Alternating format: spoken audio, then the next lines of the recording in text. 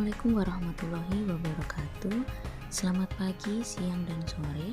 Salam sejahtera bagi kita semua. Bagaimana kabarnya hari ini? Semoga kita semua selalu dalam keadaan sehat dan selalu dalam lindungannya ya. Tetap jaga kesehatan dan tetap semangat meskipun kita masih melakukan proses pembelajaran secara daring. Oke, kali ini kita akan membahas materi tentang motivasi berprestasi.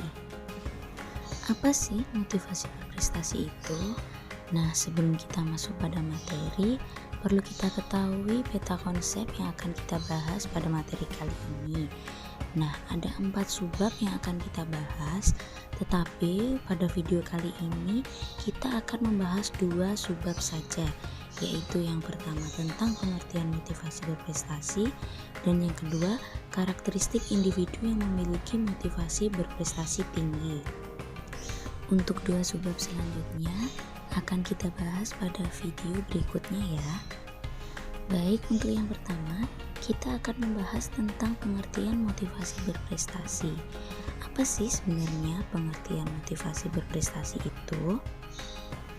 Nah, perlu kita ketahui dulu bahwa manusia itu dalam hidupnya memiliki tujuan dan harapan dari semua kegiatan yang dia lakukan. Begitu juga dengan setiap siswa yang mengharapkan keberhasilan dalam belajarnya.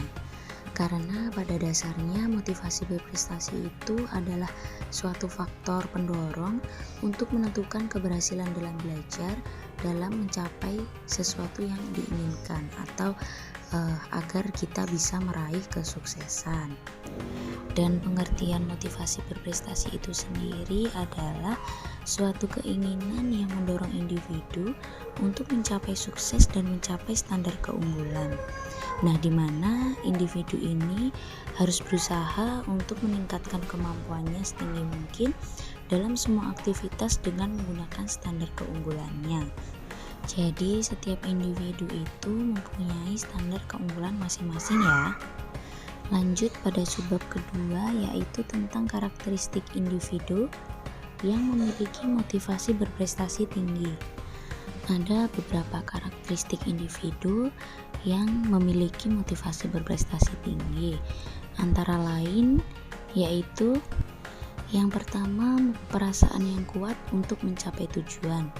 Di sini maksudnya adalah keinginan siswa tersebut untuk menyelesaikan tugas dengan hasil yang sebaik-baiknya agar tujuan yang dia inginkan bisa tercapai, berhasil dengan baik dan memuaskan. Yang kedua yaitu bertanggung jawab.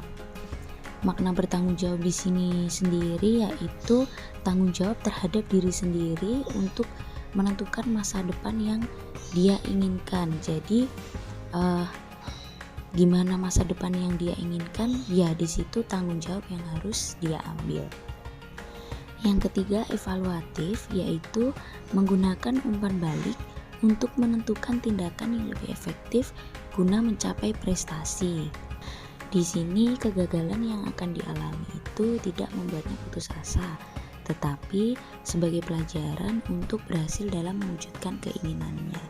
Jadi di sini siswa harus mempunyai sifat evaluatif, yaitu bagaimana sih caranya agar kita bisa mencapai cita-cita yang kita inginkan walaupun kita harus mengalami kegagalan terlebih dahulu. Yang keempat, mengambil risiko sedang.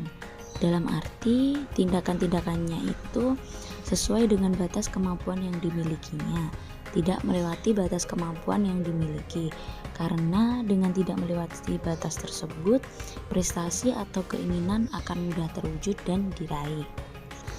Yang kelima, kreatif dan inovatif, yaitu siswa mampu mencari peluang dan menggunakan kesempatan yang ada untuk menunjukkan potensinya. Artinya di sini ketika ada kesempatan langsung saja kita bisa memanfaatkan kesempatan tersebut. Kita tidak boleh takut untuk menunjukkan keahlian kita kepada orang lain, seperti itu ya.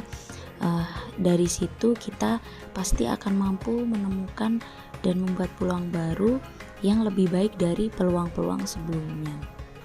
Yang keenam, menyukai tantangan, yaitu senang pada kegiatan-kegiatan yang prestatif dan kompetitif, tidak takut kalah dan gagal dalam menjalankan usahanya untuk mencapai sebuah keberhasilan. Jadi yang terpenting di sini adalah usahanya terlebih dahulu. Masalah kita berhasil atau tidak itu kita pikirkan belakangan, yang penting kita sudah berusaha semaksimal mungkin. Yang ketujuh, selalu mengharapkan balikan nyata, yaitu dapat berupa saran dan kritik terhadap kinerja yang sudah dilakukan guna memperbaiki hal-hal yang menjadi faktor kegagalan dalam kinerja sebelumnya. Jadi karakteristik yang dimaksud di sini adalah kita selalu menerima saran dan kritik dari luar untuk memperbaiki diri sendiri, seperti itu ya. Nah, untuk mewujudkan motivasi berprestasi, maka perlu diciptakan lingkungan yang kondusif, sehingga seseorang dapat menyelesaikan pekerjaan dengan baik tanpa adanya kendala atau gangguan lainnya. Jadi di sini peran lingkungan juga sangat berpengaruh dalam menumbuhkan motivasi berprestasi. Oke, bisa kita tarik kesimpulan pada materi kali ini, yaitu sebenarnya motivasi berprestasi itu merupakan salah satu faktor pendorong untuk kita bisa mencapai cita-cita atau prestasi yang kita inginkan dan kita harapkan. Yang mana seseorang yang mempunyai motivasi berprestasi tinggi itu harus memiliki karakteristik antara lain perasaan yang kuat untuk mencapai tujuan, bertanggung jawab, evaluatif, berani mengambil risiko, kreatif dan inovatif, menyukai tantangan, dan selalu mengharapkan balikan nyata. Nah, harus kita sadari bahwa memang untuk mencapai cita-cita yang kita inginkan harus ada effort atau usaha yang lebih ya.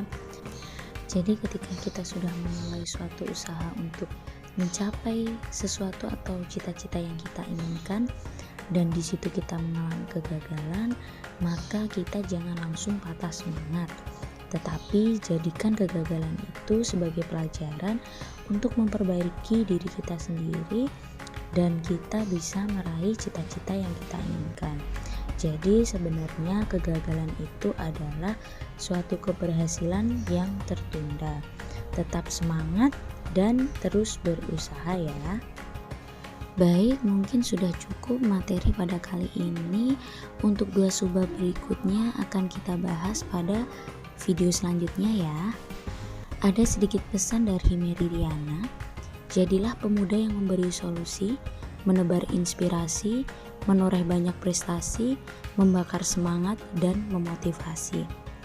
Terima kasih telah menonton video ini dan sampai jumpa. Semoga kita selalu dalam keadaan sehat dan tetap semangat meskipun kita masih harus belajar secara daring.